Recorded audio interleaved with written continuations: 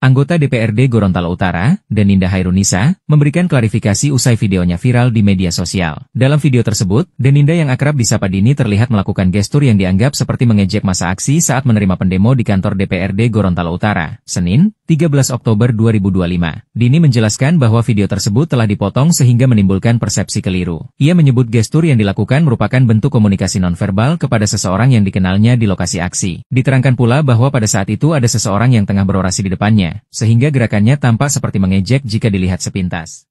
Jadi sebenarnya di video itu saya bukan bermaksud mencibir para orator, tetapi saya sedang berkomunikasi melalui ekspresi wajah dengan gestur tubuh dengan karyawan orang tua saya yang sempat hadir pada saat itu, karena karyawan orang tua saya memberikan gestur kayak gitu. Itu artinya kayak, oh ada dia juga gitu. Jadi nggak ada bermaksud sama sekali, dan itu tolong diperhatikan oratornya di mana.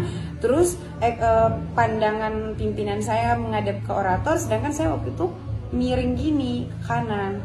Nah orangnya ada di sebelah kanan, kayak saya miring gitu.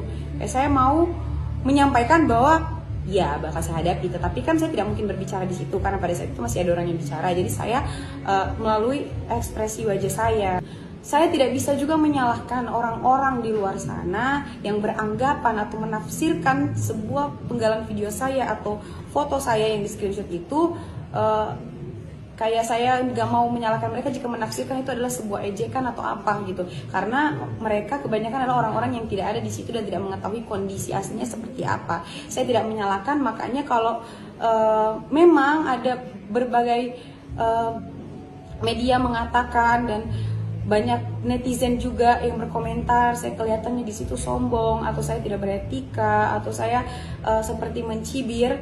Saya dengan segala kerendahan hati saya tetap memohon maaf. Kedepannya pasti saya akan perbaiki, dan mungkin saya akan ketika ada demo-demo lagi mungkin saya akan berekspresi datar saja dan tidak akan pernah melihat ke mana-mana karena takutnya bakal dipelintir lagi.